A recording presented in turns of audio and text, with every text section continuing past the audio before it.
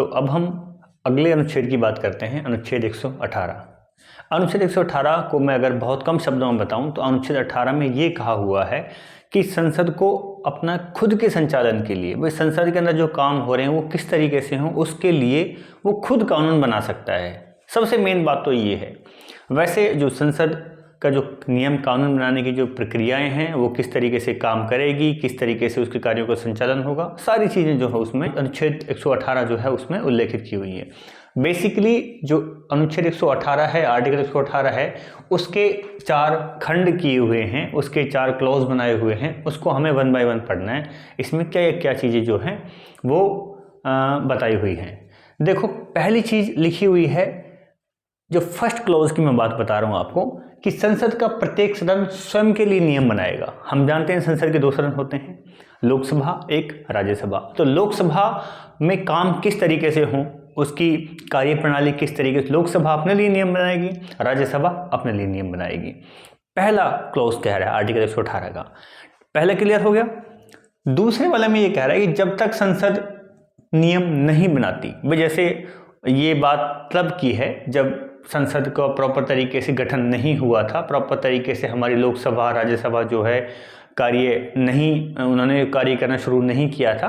1950-51 के दौर की बात, क्योंकि 1952 में जो है प्रॉपर तरीके से अपनी लोकसभा राज्यसभा गठित हो जाती है। तो उस समय जो संसद, उस समय जो देश में जो शासन व्यवस्था चल रही थी, उस समय का जो संसद था वो कैसे काम करती थी, तो नियम तो उसमें बने नहीं थे। उसमें ये लिखा हुआ है कि जो संविधान जब बना नहीं था, संविधान बनने के ठीक पहले, भाई संविधान का गठन हुआ नहीं था, 26 जनवरी 1950 को संविधान बना है, ठीक है, प्रॉपर तरीके से लागू हुआ है। उससे पहले जो है, जो पहले के जो नियम थे, संविधान बनने से ठीक पहले के जो नियम थे, उस समय भी तो नियम चल रहे थे। अंग्रेजों ने कुछ नियम बनाए हुए थे, जैसे आपने देखा होगा भारत शासन अधिनियम 1935, भारत शासन अधिनियम 1919। तो जो पहले के जो नियम थे उनके आधार पर संसद को चलाया जाता था। आर्टिकल 118 के 2 पार्ट में, पहले वाले पार्ट में ये कहा है कि संसद का प्रत्येक सदन अपने नियम बनाएगा। दूसरे में ये कहा है कि भाई जब संविधान नहीं बना है, उससे बनने से ठीक पहले कैसे संसद चलती थी, तो उससे पहले के जो नियम थे उन नियमों के आधार पर संसद जो अपनी चलती थी। 2 बातें अब क्लियर हो गई। तीसरी बात जो है, आर्टिकल 118 का जो 3rd क्लॉज है, वो ये कहता है कि भाई संसद का प्रत्येक सदन अपने लिए नियम बनाएगा। लोकसभा अपने लिए बना रही है, राज्यसभा अपने लिए बना रही है, लेकिन अगर संयुक्त बैठक हो तो क्या करेंगे। आप जानते हैं अनुच्छेद 108 में संयुक्त बैठक का प्रावधान किया हुआ है। अगर किसी बात को लेकर के संसद के दोनों सदनों में टकराव हो जाता है, दोनों सदनों में असहमति बन जाती है, तो राष्ट्रपति को ये अधिकार है कि राष्ट्रपति दोनों सदनों को एक साथ बिठा सकता है, एक साथ उनको बुला सकता है, उनका संयुक्त बैठक करवा सकता है, ठीक है। तो जब संयुक्त बैठक होगी तो संयुक्त बैठक में किसके नियम चलें, लोकसभा ये कहेगी भाई मैं अपने नियम चलाऊंगा, राज्यसभा ये कहेगी भाई हम अपने नियम चलाएंगे। तो एक्चुअल में इन नियमों का जो निर्णय कौन करे, तो ऐसी कंडीशन में जब संयुक्त बैठक होती है, ऐसी कंडीशन में राष्ट्रपति दोनों सदनों के अध्यक्ष से, भाई लोकसभा का अध्यक्ष और राज्यसभा का सभापति, दोनों से कंसल्ट करके, परामर्श करके नियम बनाएगा। उस नियम के आधार पर जो है संयुक्त बैठक चलेगी। वैसे हम जानते हैं संयुक्त बैठक जो है मेनली लोकसभा के नियमों के साथ चलती है। क्यों?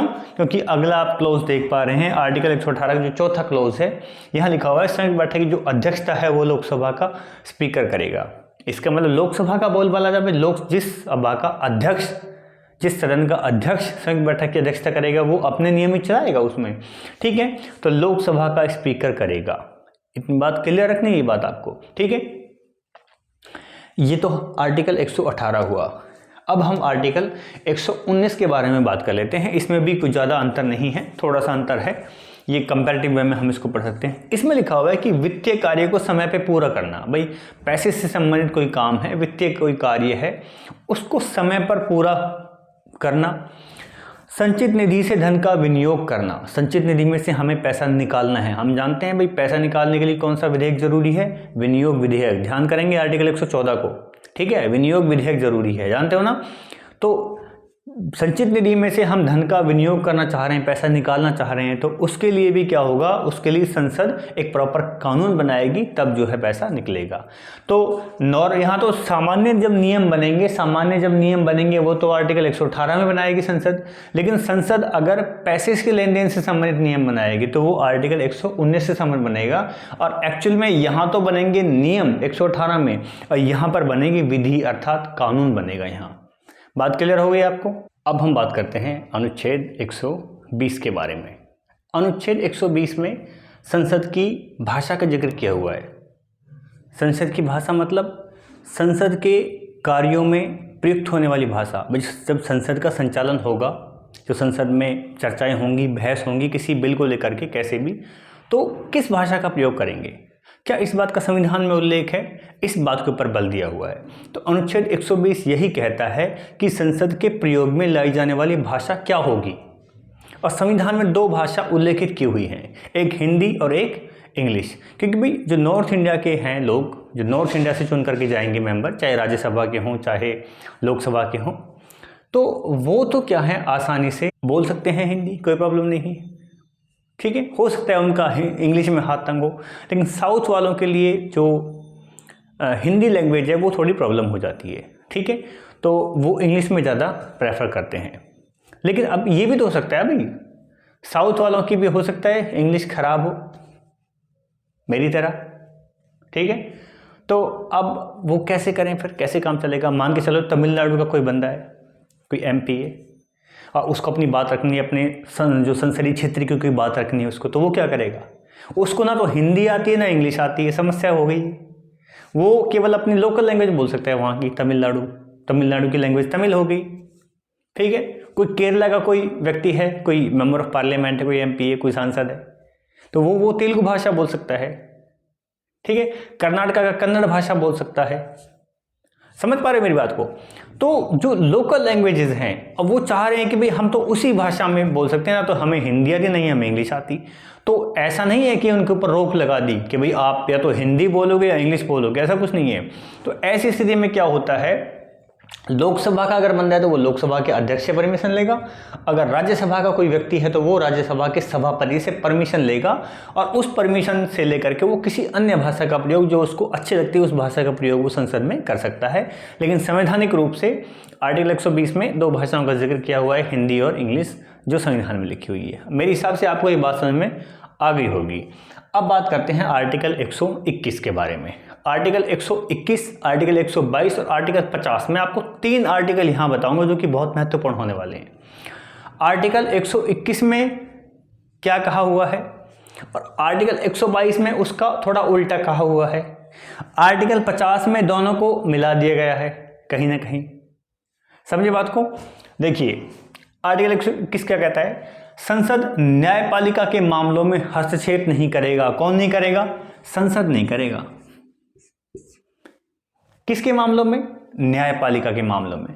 कि भाई कोर्ट के अंदर कोई कार्रवाई चल रही है, कोर्ट ने कोई फैसला सुनाया, तो उस पर संसद उसके ऊपर वो ये नहीं कहेगा भाई आपने फैसला गलत सुनाया है, ये गलत है ना, वो कुछ नहीं कहेगा, उसको अधिकार ही नहीं है। क्योंकि संविधान में बात स्पष्ट लिखी हुई है कि भाई न्यायपालिका अपना काम कर रही है, अपना काम करेगी, संसद उस मामले में कोई भी हस्तक्षेप नहीं करेगा। लेकिन और साथ में और थोड़ी क्लैरिटी बताता हूं, संसद के अंदर किसी भी न्यायाधीश के व्यवहार के ऊपर कोई चर्चा नहीं की जाएगी, कोई टिप्पणी नहीं की जाएगी, ठीक है। लेकिन अब मान के चलो हमें कोई न्यायाधीश हटाना है, हमें किसी जज को पद से हटाना है, वो भ्रष्टाचारी है या उसने कोई गलत काम किया है, उसने कोई भी हो सकता है, कुल मिला के जो है ये हम चाहते हैं कि भाई उस न्यायाधीश को अब उसके पद से हटाया जाए। तो उसके लिए तो हमें कोई कानून बनाना पड़ेगा निश्चित, संसद की प्रक्रिया से गुजरना पड़ेगा। संसद को ये अधिकार है भाई किसी भी न्यायाधीश को अगर हमें हटाना है उसके पद से, हो सकता है वो भ्रष्टाचार का आरोपी हो सकता है उसने कुछ और ऐसा कोई अपराध कर दिया हो, ठीक है। तो ऐसी स्थिति में हम थोड़ी ना हटा सकते हैं, उसको हटाने का अधिकार किसको है? संविधान ने किसको अधिकार दिया हटाने का? संसद को।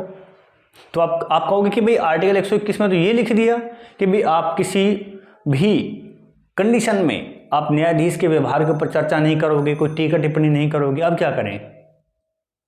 तो संसद में, संविधान में ये बात स्पष्ट लिखी हुई है कि अगर किसी न्यायाधीश को पद से हटाना है तो उसके ऊपर हम चर्चा कर सकते हैं।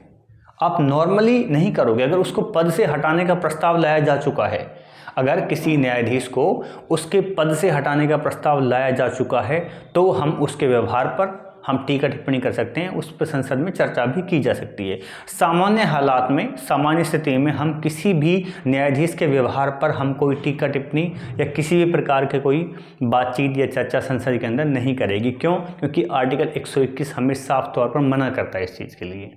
आर्टिकल 21 साफ शब्दों में ये कहता है कि आप संसद के अंदर किसी भी न्यायाधीश के व्यवहार के ऊपर कोई टीका टिप्पणी नहीं करोगे, कोई चर्चा नहीं करोगे, ठीक है। लेकिन अगर न्यायाधीश को उसके पद से हटाने की बात चल जाए तो उस कंडीशन में उसके व्यवहार पर टीका टिप्पणी या चर्चा की जा सकती है।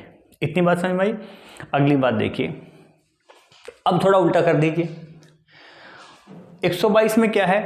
121 में तो कह रहा है कि भाई संसद कोर्ट के मामले में दखलंदाजी नहीं देगा। यहां क्या है? यहां कोर्ट संसद के मामलों में दखलंदाजी नहीं देगा। संसद के अंदर किसी बिल को लेकर के चर्चा चल रही है तो कोर्ट उसको रुकवाएगा नहीं। संसद ने कोई बिल पेश किया है, संसद के अंदर कोई कार्रवाई चल रही है तो न्यायपालिका उस कार्रवाई को रुकवा नहीं सकता।